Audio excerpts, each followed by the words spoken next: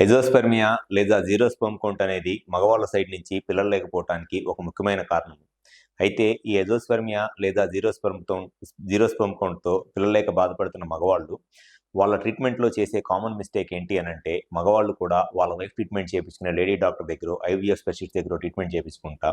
నెలల తరబడి అసలు వాళ్ళకి ఆ జీరో స్పెర్మ్ కౌంట్ కారణం ఏంటో తెలుసుకోకుండా మల్టీవిటమిన్ టాబ్లెట్స్ వాడుకుంటా, టైమ్ అండ్ మనీని వేస్ట్ చేసుకుంటా ఉంటున్నారు.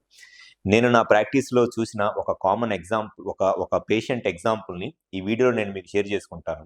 ఆ పేషెంట్‌కి ఎజోస్పెర్మియాతో, జీరో స్పెర్మ్ కౌంట్‌తో పిల్లలేక ఇబ్బంది పడతా, జస్ట్ వాళ్ళ వైఫ్ ట్రీట్మెంట్ చేపించిన లేడీ డాక్టర్‌ని కన్సల్ట్ అయితే, అసలు ఆ జీరో స్పెర్మ్ కౌంట్ రీజన్ కూడా ఏంటో తెలుసుకోకుండా ఆల్మోస్ట్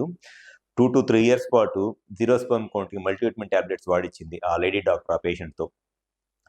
నేను చూసిన ఒక పేషెంట్‌కి అతనికి ఆల్మోస్ట్ మ్యారేజ్ అయ్యి 3-4 ఇయర్స్ మ్యారేజ్ అయిన తర్వాత కూడా పిల్లలు పుట్టట్లేదు అని చెప్పేసని వాళ్ళ వైఫ్ ట్రీట్మెంట్ చేపించిన లేడీ డాక్టర్ దగ్గరికి వెళ్తే, ఆ లేడీ డాక్టర్ అతనికి జీరో స్పెర్మ్ కౌంట్ ఉంది అని చెప్పేసని, ఆ జీరో స్పెర్మ్ కౌంట్ రీజన్ తెలుసుకోవటానికి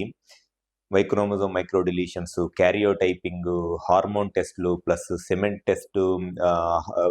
స్కానింగ్ అన్ని టెస్ట్‌లు చేసి స్పెర్మ్ కౌంట్ పెరగటానికి మెడిసిన్స్ ఇస్తానని చెప్పేసని 2-3 ఇయర్స్ మెడిసిన్స్ వాడిచ్చారు జీరో స్పెర్మ్ కౌంట్‌కి. 2-3 ఇయర్స్ మెడిసిన్ వాడిన తర్వాత కూడా అతని స్పెర్మ్ కౌంట్ పెరగలేదు అని, ఆఫ్టర్ మెడిసిన్స్ వాడిన తర్వాత 3 ఇయర్స్ తర్వాత నా దగ్గరికొచ్చి కన్సల్ట్ అయితే,